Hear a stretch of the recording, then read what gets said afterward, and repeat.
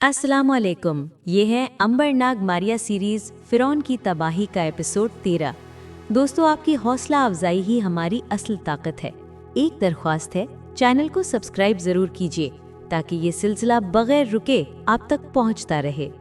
एहराम के हुरम में जाने का कोई रास्ता नहीं था। अंबर अपनी वालदा के कब्र पर दुआ पड़े बगैर वापस जाना नहीं चाहता था। 1000 के बाद अपने वालदा की कब्र पर दुआ पढ़ने आया। उसने एहराम और उसके गार को पहचान लिया। उसे गार में अपनी प्यारी माँ की ममता की खुशबू आ रही थी, मगर सवाल ये था कि वो कैसे जाए।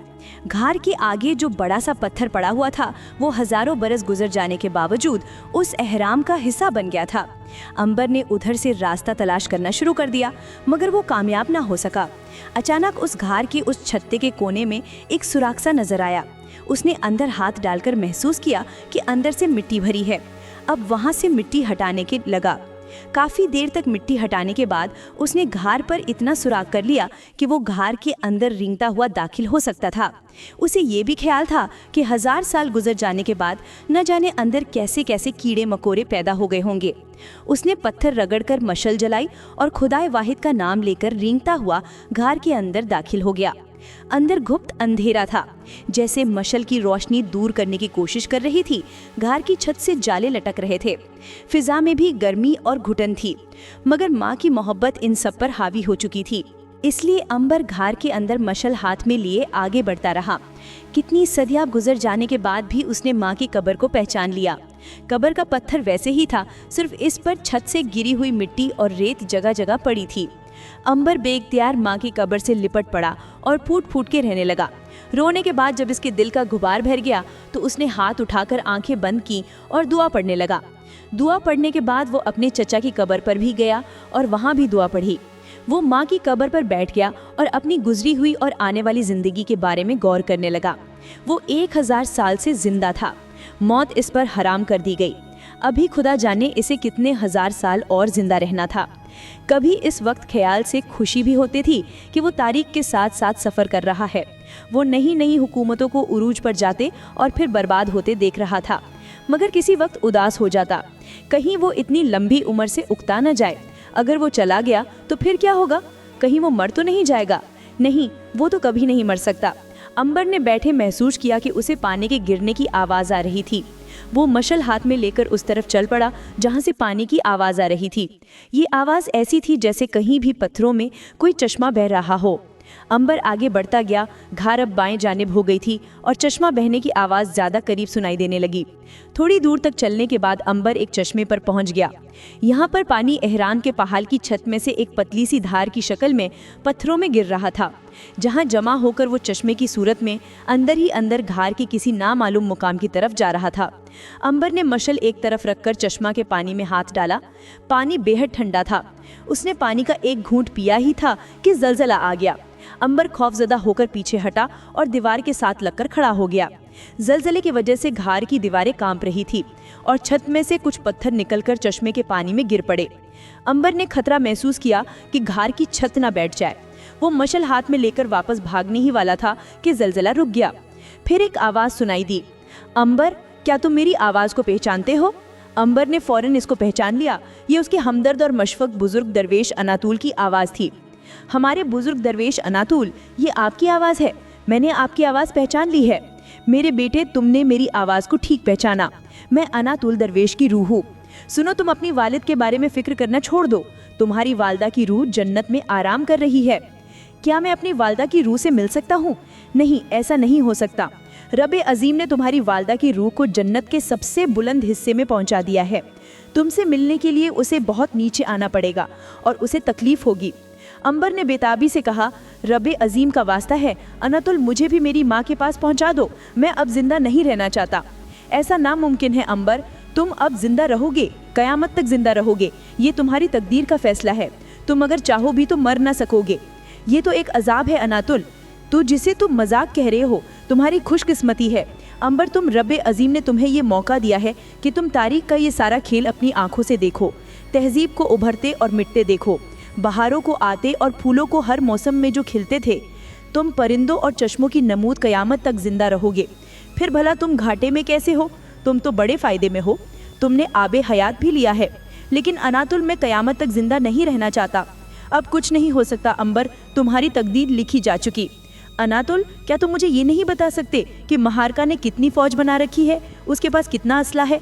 अंबर बेटे, ये दुनिया वालों की चीजें हैं और दुनिया वाले हिमी से जानते हैं। हमको उनके मामलात में दखल देने की इजाजत नहीं। मैं जानता हूँ तुम्हें हेनीबाल ने इसीलिए यहाँ भेजा है कि तुम इस काम को खुद ही करोगे। इस सिलसिले में तुम्हारी कोई मदद नहीं कर सकता। अच्छा, अलविदा अलविदा अलविदा अलविदा। अंबर अनातुल की रूह को पुकारता ही रह गया और उसकी रूह की आवाज इसे अलविदा कहते कहते दूर और गायब हो गई। अब सिवाय चश्मे के बहने की आवाज के और कोई नहीं थी वहां। खड़े रहना दुश्वार था, बेकार था। उसने मशल उठाया, वापस चल पड़ा। माँ की कब्र के पास से गुजरते हुए इसने एक बार फिर दुआ पढ़ी और उसकी आंखों में आंसू आ गए। फिर वो मशल को बुझाकर घार से बाहर निकल आया। घार के अंदर अंधेरा था, मगर बाहर थी इसकी वीरान खंडरों के ऊपर सूरज चमक रहा था। सहरा की रेत गर्म हो रही थी। अंबर का घोड़ा खजूर के दरख्त के नीचे घास चर रहा था। वो घोड़े पर सवार होकर वापस कारवांसराय की तरफ रवाना हो गया। कारवांसराय में वापस आकर वो सोचने लगा कि मिस्र की नौजवान फौज के बारे में मुकम्मल मालूमात कहाँ से मुहैया करे। ये काम काफी मुश्किल था। उसने किसी से इसका जिक्र न किया। सराय के मालिक ने उन्हें बताया कि वो मौसमी बीमारियों का इलाज करके अपनी रोजी कमाता है। चुनाचे सराय में मरीज के पास आना शुरू कर दिया। थोड़ी देरों में उसकी शोहरत सारे शहर में फैल गई। एक रोज वो बैठक में अकेला बैठा जड़ी बूटियों को रगड़कर दवाई बता रहा था कि बाहर एक सिपाही आकर रुका। उसने अंबर से कहा कि फौज का एक कमांडर शदीद सरदर्द में मुब्तला है। उसने अंबर को अपने महल में बुलाया है। अंबर तो उसी घड़ी का इंतजार कर रहा था। वो फौरन साथ चल पड़ा। सिपाही अंबर को फौज के कमांडर के छोटे से महल में ले गया। कमांडर शदीद सरदर्द में मुब्तला कर बिस्तर पर लेटा तड़प रहा था। अंबर ने उसकी हालत देखकर फौरन एक दवाई पिलाई। उससे कुछ असाका हो गया। उसने अंबर की तरफ देखकर कहा, ये कैसी दवाई है जिसने फौरन दर्द दूर कर दिया? अंबर ने कहा, ये दर्द आर्जी तौर पर दूर हुआ है। पूरा इलाज करने के लिए आपके सर को एक जगह से खोलकर देखना होगा। कमांडर ने चौंक कर कहा, क्या तुम खोपड़ी खोलने के फन से वाकिफ हो? क्यों नहीं जनाब, मेरे बाप दादा यही काम करते हैं। और अगर मैं मर गया तो? ऐसा कभी नहीं हुआ जनाब कि मैंने किसी मरीज का इलाज किया हो और वो मरीज मर गया हो। याद रखो कि मैं मर गया तो मेरे सिपाही तुम्हारी गर्दन कलम कर देंगे। क्या ये शर्त मंजूर है? अंबर ने कहा, मंजूर है। तो तैयारी करो। खोलने की तैयारी शुरू कर दी और दोनों कारों गर्म पानी में डाल दिया। कमांडर का सर मूंड डाला, एक दवाई पिलाकर बेहोश कर दिया। जब वो पूरी तरह बेहोश हो गया तो अंबर ने रब्बे अजीम का नाम लेकर तेज धार वाले चाकू से कमांडर के खोपड़ी के एक तरफ चौरस निशान लगाए और गहरा शगाफ डालकर वहां खोपड़ी में एक सुराख कर दिया। फिर एक बारीक तार अंदर डालकर मगरिब में एक तरफ जमाशुदा खुदरू टुकड़े को बाहर निकाल दिया और अब उसने जल्दी से खोपड़ी का वही हिस्सा उसी जगह जमा करके सोने के तारों से टांके लगाकर खाल फिर मोड़ दी। खाल के जख्म पर दवाई लगाकर उसने बांधकर सर को बिस्तर पर लिटा दिया और सबको हिदायत दी कि होश आने पर उन्हें सर हिलाने की इजाजत ना दी जाए। इस दौरान में अंबर का कमांडर की बीवी के पास जाकर उसे हौसला देने का। उसकी बीवी बड़ी परेशान थी। अंबर ने हौसला दिया, कहा अब उसके खाविंद को जिंदगी भर सर में दर्द नहीं होगा। तीसरे पहर कमांडर को होश आ गया। उसने आंखें खोलकर अपनी बीवी को बुलाकर उसका हाथ थाम लिया। कमांडर के चेहरे पर तंदुरुस्ती के आसार थे। एक हफ्ते के अंदर अंदर जख्म ठीक हो गया और कमांडर भला चंगा होकर बैठा। वो अंबर के इलाज से इस कदर खुश हुआ कि उसने अंबर को अपना भाई बना लिया और कहा, तुम जब तक और जिस वक्त चाहो बिला रोक टोक मेरे महल में आ सकते हो, तुम्हें कोई रोक नहीं सकेगा। और वो यही चाहता था। अब उसने कमांडर के महल में आना जाना शुरू कर दिया। उसे मालूम हुआ कि यही वो कमांडर है जिसके मातहत बल मंजनीखे चलाने वाली फौज का दस्ता है। अंबर ने 1 महीने के अंदर इस कमांडर पर अपना एतबार जमा लिया। अपनी बातों से उसने जाहिर किया कि उसे सिवाय बीमारियों के इलाज के और किसी शय से दिलचस्पी नहीं। फिर भी कभी कभी दिल में शौक पैदा होता है कि वो अपनी आंखों से देखे कि जो दुश्मन के किले और फौज पर भारी पत्थर और आग बरसती है। कहीं तुम्हारा मतलब है कि तुम हमारी बेमिसाल मंजनीखें देखना चाहते हो? अगर आपकी मर्जी हो तो दिखा दें, अगर आप नहीं चाहते तो बेशक ना दिखाएं, मैं नाराज ना हूँगा। कमांडर ने अंबर की पीठ थोपक कर कहा, तुमने मेरी जान बचाकर मुझ पर बहुत बड़ा एहसान किया मुझे दर्द से निजात दिलाई। तुम जो भी ख्वाहिश करो उसे पूरा करना मैं इखलाकी फ़र्ज समझता हूँ। कल इसी वक्त मेरे साथ चलना, मैं तुम्हें मिस्री फ़ौज का सबसे ख़तरनाक हथियार वो मंजनीखें दिखाऊंगा। मैं आपका बेहद शुक्रगुजार रहूँगा।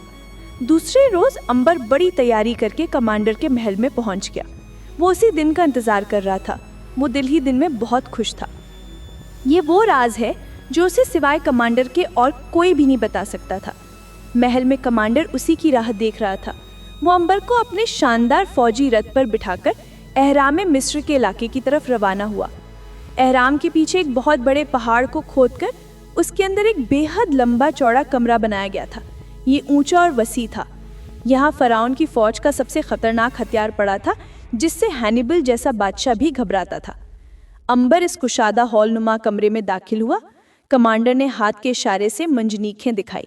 देखो, ये हमारी फौज की ताकतवर मंजनीखें हैं जो बड़े से बड़े दुश्मन की फौज को तहस नहस कर सकती हैं। और अंबर ये देखकर हैरान रह गया कि इस कदर लंबा चौड़ा हाल कमरा जिसमें बेशुमार मंजनीखें पड़ी हुई थीं, ये गोया उस जमाने की तोप और दुश्मन के लिए तबाही का पैगाम लाती थीं। मिस्र की फौज को ऐसे खतरनाक हथियारों से लैस कर रखा है, रब्बे अजीम की कसम दुश्मन हमारी तरफ आंख उठाकर भी नहीं देख सकता। कमांडर ने कहका लगाकर कहा, हम दुश्मन की ईंट से ईंट बजा सकते हैं। बेशक बेशक, अंबर ने मिस्र आने का मकसद हासिल कर लिया था। अब वो इस सल्तनत से इंतकाम ले सकता था जिसके बादशाह ने उसके खानदान को बर्बाद कर दिया था।